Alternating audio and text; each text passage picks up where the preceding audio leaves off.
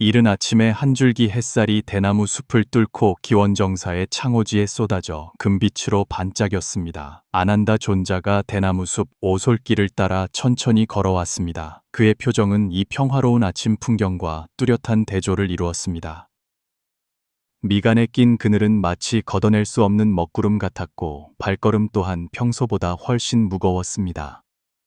많이 듣기로 으뜸이라 불리던 부처님의 수제자는 최근 밤낮으로 잠 못 들게 하는 깊은 고민에 빠져 있었습니다. 왜 수행에 정진할수록 마음의 마장은 오히려 더 많아지는 것일까? 우리 중 많은 이들이 수행의 길에서 비슷한 문제에 부딪히곤 합니다. 처음 좌선을 시작했을 때는 모든 것이 순조롭게 느껴질 수 있지만 수행이 깊어짐에 따라 머릿속의 잡념은 오히려 점점 더 많아집니다. 마치 판도라의 상자를 연 것처럼 온갖 욕망, 번뇌, 두려움, 불안이 연이어 밀려와 나는 지금 헛수고를 하고 있는 건 아닐까? 수행의 방향이 잘못된 것은 아닐까 하는 의심마저 들게 합니다. 이처럼 모순적으로 보이는 현상 속에는 사실 수행의 길에서 가장 흔히 간과되는 맹점이 숨어 있습니다. 아난다여, 오늘 어찌 그리 기운이 없는가? 보리수 아래에서 부처님의 온화한 목소리가 들려왔습니다. 아난다가 고개를 들자 아침 햇살 속에서 금빛 조각상처럼 평화로운 얼굴로 단정히 앉아 계신 부처님이 보였습니다. 그는 서둘러 다가가 공손히 예를 올렸습니다. 세존이시여, 제자에게 큰 의문이 있어 밤에 잠 못 이루고 낮에도 편안하지 못합니다. 부처님께서 미소를 지으시며 수제자를 바라보셨습니다. 무엇이 너를 그토록 괴롭게 하느냐? 말해보아라. 아난다는 부처님 맞은편에 무릎을 꿇고 앉아 깊은 숨을 내쉬었습니다. 세존이시여, 제자는 최근 수행에 정진하며 마음이 더욱 맑아지고 망념이 점차 사라질 것이라 기대했습니다. 허나 어찌 된 일인지 마음속 망념은 줄지 않고 오히려 늘어나며 마장이 더욱 강하고 교활해지는 듯합니다. 선정에 들 때마다 온갖 생각들이 파도처럼 밀려와 막아내기 어렵습니다. 아난다의 눈에는 진실한 고뇌가 번뜩였습니다. 제자는 일찍이 수행은 흐르는 물을 거슬러 올라가는 배와 같아 나아가지 않으면 퇴보한다고 들었습니다. 그런데 저는 분명히 정진하고 있는데 어찌하여 마장이 더욱 강해진다고 느끼는 것입니까? 이로 인해 제자는 혹시 수행의 길을 잘못 든 것은 아닌지 의심하게 됩니다. 부처님께서 곁에 있는 도리자를 가볍게 두드리시며 아난다를 앉게 하셨습니다. 아난다여, 너의 질문은 매우 깊이가 있구나. 이는 너만의 고민이 아니라 수많은 수행자들이 마주하게 되는 어려움이다. 부처님께서 멀지 않은 연못을 가리키셨습니다. 아난다여, 저 연못을 보아라. 아침 햇살이 수면에 비치니 물밑에 모래와 돌, 수초가 뚜렷하게 보이는구나. 묻겠다. 저 모래와 돌, 수초는 햇빛이 비친 후에야 나타난 것이냐? 아니면 본래부터 그곳에 있었던 것이냐? 아난다가 잠시 생각한 후 답했습니다. 세존이시여, 물밑의 모래와 돌, 수초는 당연히 줄곧 그곳에 있었습니다. 다만 햇빛이 비치면서 우리가 더 명확하게 볼 수 있게 된 것뿐입니다. 훌륭하다. 그렇다면 네가 오랫동안 먼지가 쌓인 방에 들어가 창문을 열고 햇빛을 들어오게 하면 무엇을 보게 되겠느냐? 온 방 안에 춤추듯 날아다니는 먼지를 보게 될 것입니다. 그렇다면 그 먼지는 햇빛이 들어온 후에야 생긴 것이냐, 아니면 본래부터 존재했던 것이냐? 아난다의 눈이 밝아졌습니다. 알겠습니다. 세존이시여, 먼지는 본래 방 안에 있었지만 어두워서 우리가 보지 못했을 뿐입니다. 햇빛이 들어오면서 비로소 그것들의 존재를 보게 된 것입니다. 부처님의 손가락이 막 피어난 흰 연꽃을 부드럽게 스쳤습니다. 바로 그러하다. 아난다여, 너의 마장은 수행으로 인해 생긴 것이 아니라 본래 내 마음 깊은 곳에 잠복해 있던 것이다. 네가 수행에 정진하기 전에는 그것들이 의식의 어두운 구석에 숨어 있어 네가 알아차리지 못했을 뿐이다. 수행이 깊어짐에 따라 너의 마음은 마치 햇빛이 비친 방과 같아져 본래부터 존재했던 먼지, 즉 너의 번뇌, 집착, 망념들이 비로소 뚜렷하게 보이게 된 것이니라. 이 첫 번째 깨달음은 예전에 한 스승님께서 제게 하신 말씀을 떠올리게 합니다. 수행은 먼지 낀 거울을 닦는 것과 같아서 처음에는 거울에 얼마나 많은 먼지가 있는지 잘 보이지 않지만 닦기 시작하면 오히려 더 많은 먼지가 보인다는 것입니다. 이는 먼지가 늘어난 것이 아니라 당신의 알아차림이 향상되었기 때문입니다. 얼마나 많은 사람들이 명상이나 좌선을 처음 시작할 때 자신의 머릿속에 이토록 많은 생각이 있다는 사실에 충격을 받는지 모릅니다. 이것은 실패의 징표가 아니라 바로 알아차림이 시작되었다는 징표입니다. 한 선사께서 말씀하셨듯이 당신이 자신이 다른 생각을 하고 있음을 알아차리기 전까지 당신은 계속 다른 생각에 빠져 있었던 것이다. 하지만 아난다의 고뇌는 완전히 해소되지 않았습니다. 스승님, 그 비유는 이해했습니다. 하지만 어째서 때로는 이 마장들이 눈에 보일 뿐만 아니라 더욱 강해지고 다루기 어려워지는 것입니까? 심지어 수행하기 전보다 저를 더 고통스럽게 할 때도 있습니다. 부처님께서 땅에 막 떨어진 나무집 하나를 주워 손바닥에 가만히 올려놓으셨습니다. 아난다여, 이 나무짚을 보아라. 산들바람이 불어올 때는 내 손바닥 위에서 꼼짝도 하지 않고 안정되어 있다.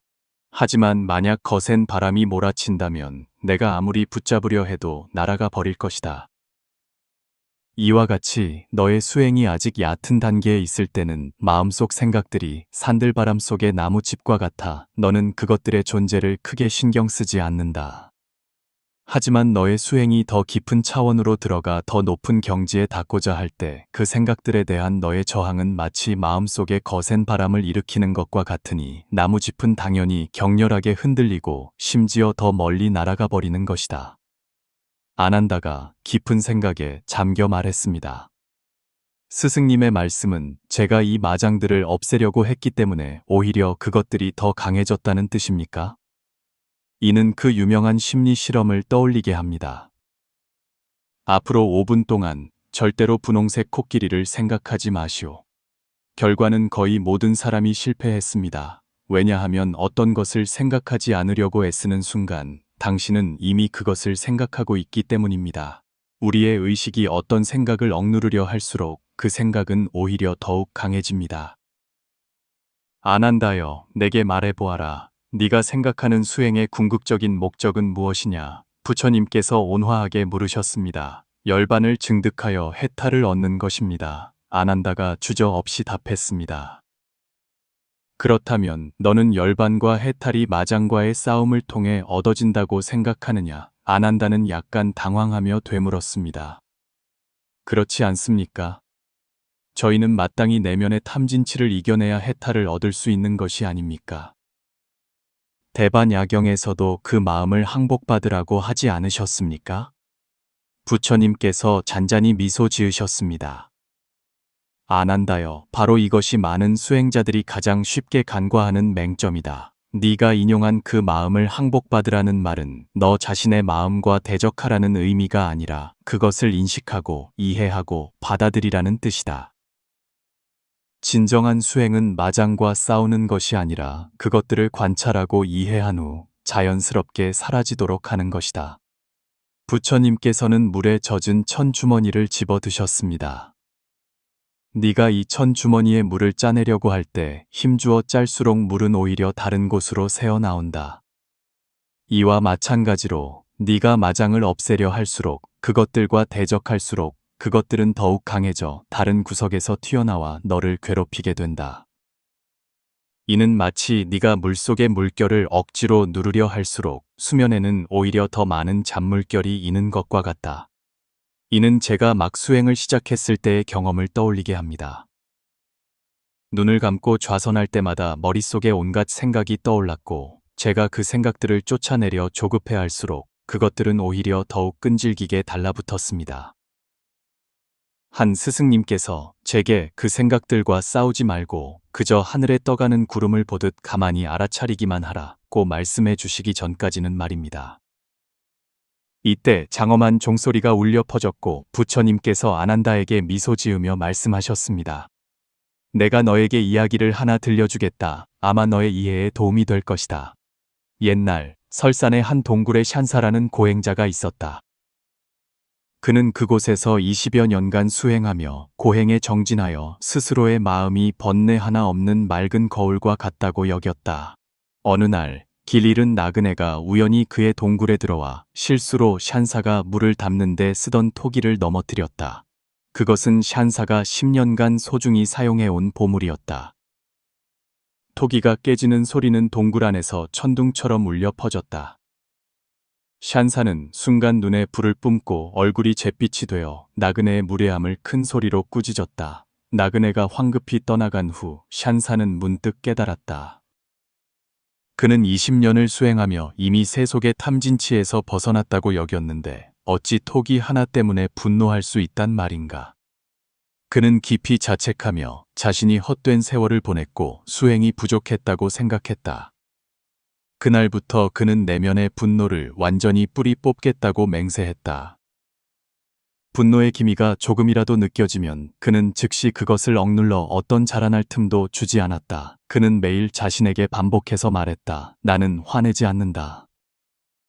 나는 분노를 초월했다. 나는 진정한 수행자다. 하지만 이상하게도 그가 그럴수록 사소한 일에 더욱 쉽게 격분하게 되었다.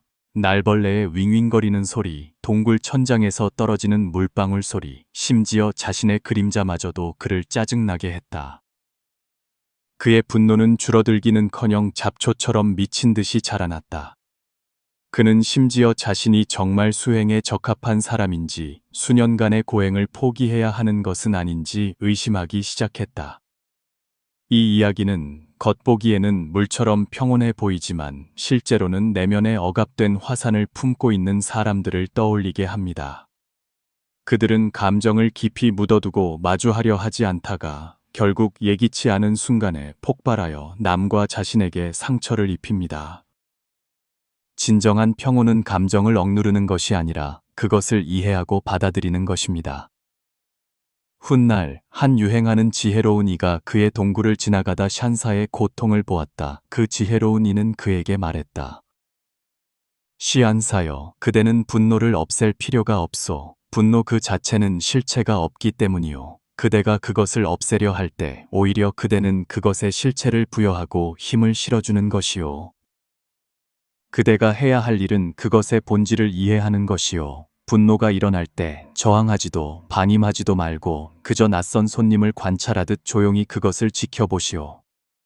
그것이 어디서 와서 어떻게 그대에게 영향을 미치는지 이해하시오. 샨사는 지혜로운 이의 조언에 따라 더 이상 자신의 감정을 억지로 억누르지 않고 평화로운 마음으로 일어나는 모든 생각을 관찰하기 시작했다. 마치 강둑에 서서 강물이 흘러가는 것을 보되 막으려 하지도 않고 물결에 휩쓸려 가지도 않는 것처럼 말이다. 점차 그는 한때 자신을 괴롭혔던 분노의 감정들이 관찰되고 이해된 후에 마치 우담바라처럼 나타났다가 자연스럽게 사라진다는 것을 발견했다. 저는 한 선사께서 이 과정을 이렇게 묘사하는 것을 들은 적이 있습니다. 깊은 밤에 문 두드리는 소리에 놀라 깨면 두려움을 느낀다. 문 밖에 누가 있는지 모르기 때문이다. 하지만 문을 열어 길 잃은 고양이 한 마리인 것을 발견하면 당신의 두려움은 자연히 사라진다. 마찬가지로 당신이 내면의 감정을 진정으로 마주하고 이해할 때 그것들의 힘은 약해집니다. 아난다의 두 눈이 밝아졌습니다. 스승님, 저희가 마장과 대적해서는 안 되며 평화로운 마음으로 그것들을 관찰해야 한다는 말씀이십니까? 부처님께서 고개를 끄덕이며 미소 지으셨습니다. 바로 그러하다. 아난다여, 너는 반드시 깨달아야 한다. 수행은 자기 자신과의 전쟁이 아니라 자신을 알아가고 자신을 받아들이는 여정이다. 네가 전투적인 마음으로 수행에 임하면 너는 자신을 두 부분으로 나누게 된다. 하나는 해탈을 얻고자 하는 나이고 다른 하나는 나의 해탈을 가로막는 마장이다. 이러한 이원적 대립의 사고방식 자체가 해탈을 가로막는 가장 큰 장애물이다. 얼마나 많은 사람들이 내면의 평화를 추구하는 과정에서 오히려 더 많은 내면의 갈등을 만들어내는지 모릅니다. 그들은 자신을 좋은 나와 나쁜 나로 나누고 이 두 부분이 서로 싸우게 하여 결국 고통만 가중시킬 뿐입니다. 진정한 평화는 전쟁을 통해 얻어지는 것이 아니며 내면의 고요함 또한 자신의 일부와 싸워서 이루어지는 것이 아닙니다. 안 한다는 여기까지 듣고 눈에 깨달음의 빛이 번뜩였지만 이내 다시 한 줄기 의문이 떠올랐습니다. 스승님의 가르침은 마치 제호처럼 제 머리를 맑게 하여 제가 무언가 깨달은 듯합니다. 하지만 아직 한 가지 명확하지 않은 것이 있습니다. 만약 저희가 마장과 대적하지 않는다면 끊임없이 일어나는 이 탐진치의 번뇌들을 저희는 과연 어떻게 마주해야 합니까? 그저 그것들이 제멋대로 날뛰며 저희의 마음을 좌지우지하도록 내버려 두어야 합니까? 이는 수행의 목적과 상반되는 것이 아닙니까? 주위의 비구들이 숨을 죽이고 부처님의 답변을 기다렸습니다. 이 질문은 수행의 핵심, 즉 대적하지 않으면서도 번뇌에 지배당하지 않는 방법에 관한 것이었기 때문입니다. 부처님께서 잔잔히 미소 지으셨습니다. 그 미소에는 끝없는 지혜와 자비가 담겨 있었습니다. 아난다여, 너의 질문은 수행의 가장 깊은 오묘함에 닿아 있으며 또한 수많은 수행자들이 가장 쉽게 간과하는 핵심적인 맹점이기도 하다.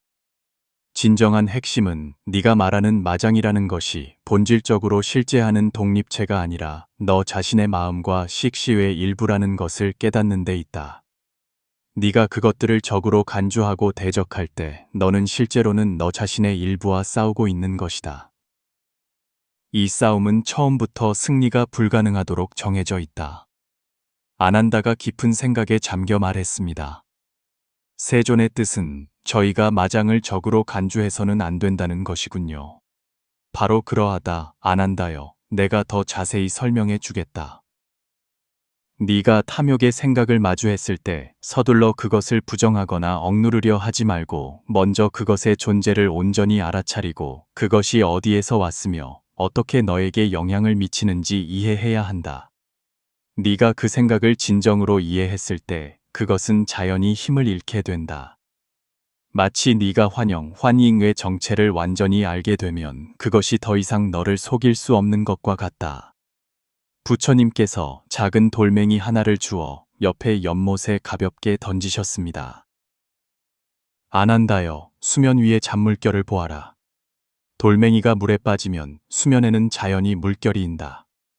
만약 우리가 손으로 이 물결을 억지로 잠재우려 하면 오히려 더 많은 잔물결을 일으키게 될 것이다. 하지만 우리가 조용히 기다리면 이 물결은 자연히 가라앉는다. 우리의 마음도 이와 같다. 번뇌가 일어날 때 서둘러 그것을 억누르려 하지 말고 조용히 그것을 관찰하며 자연스럽게 가라앉도록 하라. 저는 한 노수행자께서 젊었을 때 성미가 불같아서 자신의 분노를 없애기 위해 10년의 시간을 보냈지만 별다른 효과를 거두지 못했다고 말씀하시는 것을 들은 적이 있습니다. 그가 분노가 일어나는 과정을 그저 관찰하고 판단하거나 억누르지 않고 단지 객관적으로 바라보는 법을 배우고 나서야 몇 달 후 분노가 나타나는 빈도와 강도가 크게 줄어든 것을 발견했다고 합니다. 그는 이렇게 말했습니다. 당신이 더 이상 감정에 저항하지 않을 때 감정은 오히려 힘을 잃는다. 아난다가 질문을 던졌습니다. 스승님, 만약 저희가 이 번뇌들을 억누르지 않는다면 그것들이 점점 더 강해져서 결국 저희의 마음을 지배하게 되지는 않을까요? 부처님께서 온화하게 말씀하셨습니다. 아난다여, 이는 많은 수행자들의 공통된 의문이다. 사실 우리가 이 번뇌들에 너무 많은 힘을 부여하기 때문에 그것들이 그토록 강하게 보이는 것이다. 우리가 그것들을 적으로 간주하고 대적할 때 우리는 실제로는 그것들의 존재를 강화하고 있는 것이다. 마치 네가 어둠 속의 그림자를 두려워할수록 그 그림자는 내 마음속에서 더욱 커지는 것과 같다. 그렇다면 저희는 이 번뇌들을 어떻게 마주해야 합니까? 아난다여, 번뇌를 마주할 때 우리에게 필요한 것은 대항이 아니라 알아차림과 수용이다. 네가 한 번뇌의 존재를 온전히 알아차리고 그것을 판단하거나 저항하거나 반김하지 않고 단지 평등하게 관찰할 때 너는 신기한 현상을 발견하게 될 것이다. 그 번뇌는 점차 그 힘을 잃게 된다. 얼마나 많은 사람들이 불안과 싸울 때 불안에서 벗어나려 할수록 오히려 더 불안해지는지 모릅니다. 이는 그들이 벗어나려는 것에 모든 주의를 집중함으로써 오히려 불안의 존재를 강화하기 때문입니다. 우리가 그저 불안의 존재를 알아차리고 좋고 나쁨을 판단하지 않으며 서둘러 벗어나려 하지 않는 법을 배울 때 그것은 오히려 점차 약해집니다. 한 심리학자가 말했듯이 우리는 감정을 직접 통제할 수는 없지만 감정에 대한 태도는 바꿀 수 있다. 아난다의 눈이 밝아졌습니다. 스승님, 저희가 번뇌를 없애려 애쓰는 대신 알아차림으로 마주해야 한다는 말씀이시군요. 부처님께서 고개를 끄덕이며 미소 지으셨습니다. 그렇다, 아난다여. 더 나아가 네가 번뇌의 본질을 진정으로 이해하게 되면 너는 그것들이 없애야 할 적이 아니라 너의 성장과 깨달음을 위한 좋은 스승이라는 것을 발견하게 될 것이다. 모든 번뇌는 너에게 내 마음 깊은 곳에 아직 알아차리지 못한 부분을 드러내 보여주며 그것들은 네가 자신을 이해하는 창문이다. 아난다는 여기까지 듣고 눈에 이해의 빛이 번뜩였지만 이내 다시 한 줄기 의문이 떠올랐습니다. 스승님, 저희가 이 번뇌들에게 감사해야 한다는 말씀은 조금 이해하기 어렵습니다. 부처님께서 온화하게 말씀하셨습니다. 아난다여, 생각해 보아라. 만약 이 번뇌들이 없었다면 네가 나에게 가르침을 청하러 왔겠느냐? 오늘 이 대화가 있었겠느냐? 바로 이 번뇌들이 있었기에 네가 자신의 마음을 깊이 들여다볼 기회를 얻게 된 것이다. 번뇌는 꿈과 같고 환상과 같고 물거품과 같아 실체가 없으니 네가 더 이상 그것들에 집착하지 않을 때 그것들은 자연히 사라질 것이다. 부처님께서 계속 말씀하셨습니다. 이는 내가 과거에 어떻게 불면증과 싸웠는지를 떠올리게 한다. 억지로 잠들려 할수록 정신은 더욱 또렷해졌고 시간이 흐르는 것에 초조해할수록 더욱 긴장을 풀 수 없었다. 그러던 어느 날 나는 밤새 잠들지 못할 수도 있다는 사실을 받아들였고 그러자 오히려 금방 잠이 들었다. 때로는 통제를 포기하는 것이 오히려 최고의 통제가 되기도 한다. 아난다가 크게 깨달았습니다. 스승님, 이제 알겠습니다. 저희는 마장과 싸우는 것이 아니라 그것들을 이해하고 수용하고 그리고 나서 자연스럽게 사라지도록 해야 하는 것이군요. 이는 마치 물살에 저항하지 않고 흐름을 따라가는 법을 배우는 것과 같습니다. 부처님께서 만족스럽게 고개를 끄덕이셨습니다. 아난다하여 잘 깨달았구나. 수행의 참된 의미는 무언가를 없애는 데 있는 것이 아니라 모든 것을 이해하고 수용하는 데 있다.